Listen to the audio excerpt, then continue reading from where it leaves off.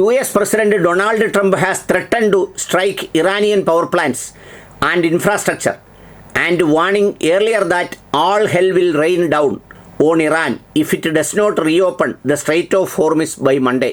Tuesday will be the power plant day and the bridge day, all wrapped up in one in Iran.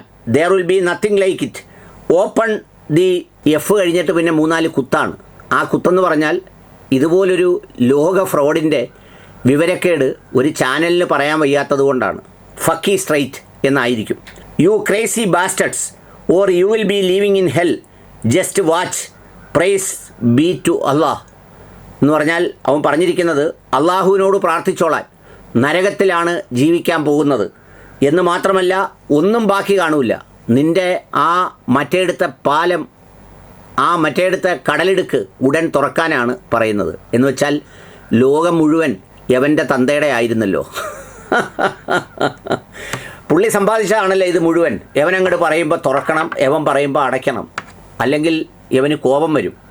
സംഗതി ഇത് ഗുളിക ചിലപ്പോൾ കഴിച്ചിട്ടുണ്ടാവില്ല എന്നാണ് തോന്നുന്നത്.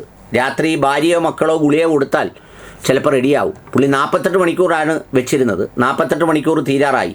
ഇപ്പോൾ എന്താ യുദ്ധത്തിൻ്റെ ആവശ്യം? ഹോർമിസ് കടലിടുക്ക് തുറക്കണം.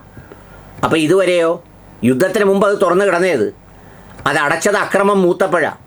ഇപ്പോൾ അതൊന്ന് തുറന്നു കൊടുത്താൽ യുദ്ധം തീർക്കാമെന്നാണ് പറയുന്നത്.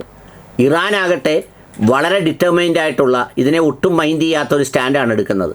ആണവ പ്ലാന്റ് തകർന്നാൽ അവിടെ മാത്രമല്ല തകരുന്നത്, ഇവനൊക്കെ തീറ്റിപ്പോറ്റുന്ന അറബ് നാടുകൾ കൂടി ഇതുപോലെ അണുവികരണം ഏൽക്കും. അതുകൊണ്ട് യവന്മാർക്ക് നഷ്ടമൊന്നുമില്ല. പക്ഷേ യവന്മാരെ തീറ്റിപ്പോറ്റുന്നവരറിയണം, യവന്മാർക്ക് ആരോടും ബാധ്യതയും കൂറും ഒന്നുമില്ല. ലോകത്തെ നശിപ്പിക്കുക, ഇവർ മാത്രം ജീവിക്കുന്നൊരു ലോകമുണ്ടാക്കുക എന്നത് മാത്രമാണ് ലക്ഷ്യം.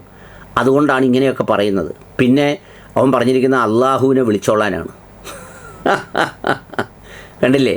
എന്ന് വെച്ചാൽ അവൻ അതുപോലും അവൻ്റെ മ്ലേച്ഛമായ മോശമായ ഭാഷയാണ് ഈ കാണുന്നത്. എന്ന് പറഞ്ഞാൽ ഭീഷണിയിൽ വിശ്വാസത്തെ കൂടി ചേർത്ത് വെക്കുകയാണ്.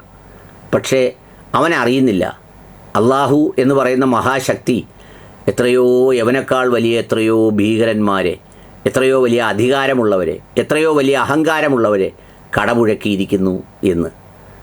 അത് ആരെങ്കിലും അറിയാവുന്നവർ ഖുർആൻ്റെ ട്രാൻസ്ലേഷൻ കൊടുത്താൽ അതിലുണ്ട് വലിയ ഒട്ടകത്തിൻ്റെ പുറത്ത് താക്കോൽ ചുമന്ന വലിയ അഹങ്കാരികളുടെ കഥയൊക്കെ. ആ കൂട്ടത്തിൽ ഇവനൊക്കെ എത്ര നിസ്സാര അഹങ്കാരിയാണ്. കാത്തിരിക്കാം.